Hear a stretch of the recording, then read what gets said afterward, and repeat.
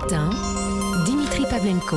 Ensemble, écouter, agir. Voilà en 3 mots la raison d'être dont vient de se doter le Crédit Mutuel Alliance Fédérale, qui devient ainsi la première banque française à mission. On en parle avec son directeur général. Bonjour Daniel Ball. Bonjour Dimitri Pavlenko. Bienvenue sur Europe 1. Le Crédit Mutuel Alliance Fédérale, je le rappelle, c'est 29 millions de clients, à la fois donc 3e banque de détail française, 10e assureur également. Donc vous voilà, banque à mission. Alors par-delà la formule ensemble, écouter, agir, qu'est-ce que ça change concrètement pour la banque et pour vos clients? Entreprise à mission, c'est un choix d'abord qui est aujourd'hui possible dans le cadre de la loi Pacte, et nous avons donc adopté ce statut d'entreprise à mission, tout simplement pour continuer bien entendu à faire grandir notre entreprise, à continuer à être au service de nos clients et sociétaires, mais également en prenant vraiment en compte le bien commun. On ne peut plus dans le monde d'aujourd'hui simplement développer une entreprise en le faisant au détriment du climat, au détriment des autres, et c'est vraiment cette démarche qui nous motive dans ce choix de notre raison d'être, ensemble écouter, agir, dans ce choix d'être entreprise à mission.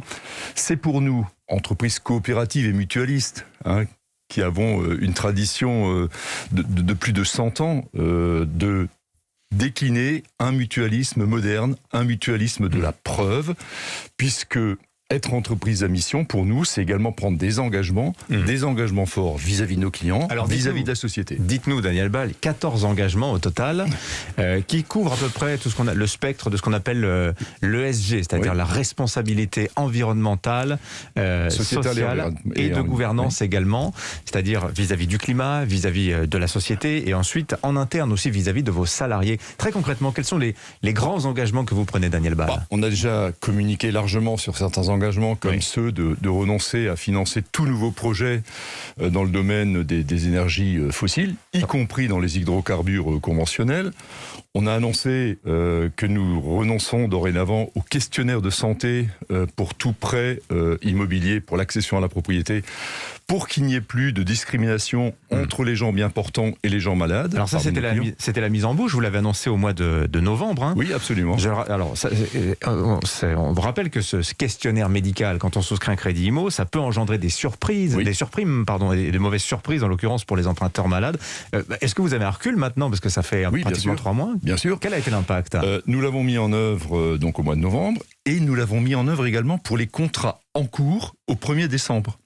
Et début décembre, c'est 91 000 de nos clients qui ont reçu une lettre en leur disant dorénavant, vous ne payez plus de surprime, ou l'exclusion qui avait été prononcée au moment de l'octroi du prêt n'est plus en vigueur. Alors ça fait un effet très, très fort auprès des clients qui ont reçu ça, et de toute manière, on l'applique aujourd'hui systématiquement pour tout nouveau prêt d'accession à la propriété, et l'effet a été intéressant. Il y a également eu un sentiment de fierté extrêmement fort en interne de la part des salariés qui disaient vraiment, on montre qu'on est une entreprise différente, et être différent, c'est ce qu'on veut cultiver dans le mutualisme moderne, dans le mutualisme de la preuve. Mais perdez-vous de l'argent, par exemple, très concrètement sur cette mesure de l'abandon des surprimes? Forcément, à partir du moment où donc vous êtes heureux, vous banquier, de perdre de l'argent, Daniel Ball? Bon, écoutez, je pose pas le problème comme ça. D'abord, on est une entreprise mutualiste et coopérative.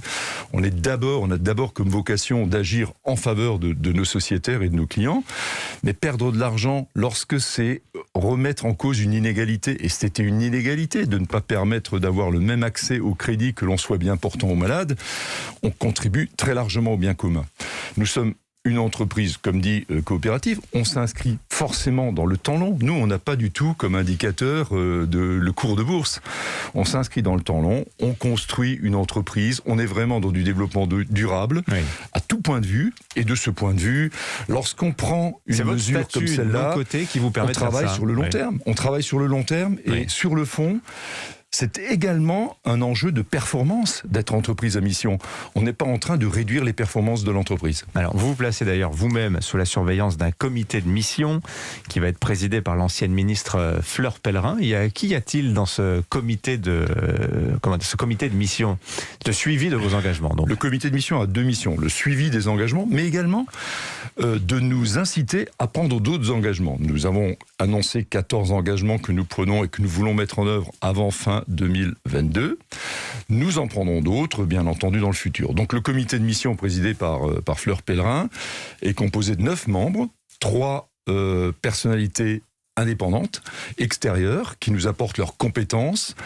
3 administrateurs, des administrateurs mutualistes, mais également des administrateurs de certaines de nos filiales, et 3 représentants des salariés. Bon, Daniel Bal, 2 questions d'actualité également. La Fédération bancaire française, dont le Crédit Mutuel Alliance Fédérale fait partie, d'ailleurs votre président Nicolas Terry, qui assure la présidence de la FBF en ce moment, a signé hier un accord avec Bercy, le ministère de l'économie, pour étaler sur 10 ans le remboursement des petits PGE, celui dont les entreprises qui les ont souscrits ont du mal à rembourser. Est-ce que ça veut dire là qu'il y a un risque de défaut qui se précise sur les prêts garantis par l'État, Daniel Bal? Je crois pas. Très sincèrement, et y compris Bercy indique qu'aujourd'hui on est sur une croissance qui est bonne. On voit aujourd'hui que nos clients ont rarement des difficultés de remboursement. Lorsqu'il y en a, c'est parfois plus pour des problèmes tout simplement structurels liés à l'entreprise, comme on l'a malheureusement toujours connu. Ce sont des mesures donc très ciblées. Oui, et le limiter à 50 000 € montre bien qu'il s'agit des toutes petites entreprises. Ça sera dans un contexte.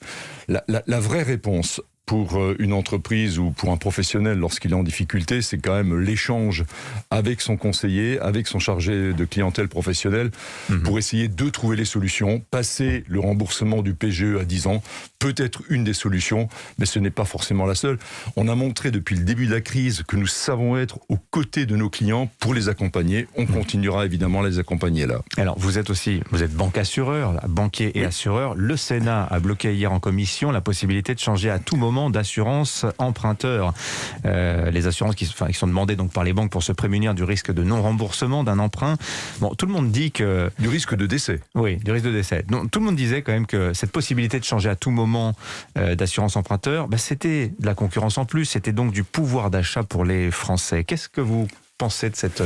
Déjà aujourd'hui, on peut dénoncer chaque année à la date anniversaire. Donc là, le projet des députés qui effectivement a été remis en cause par les sénateurs était de le faire à tout moment.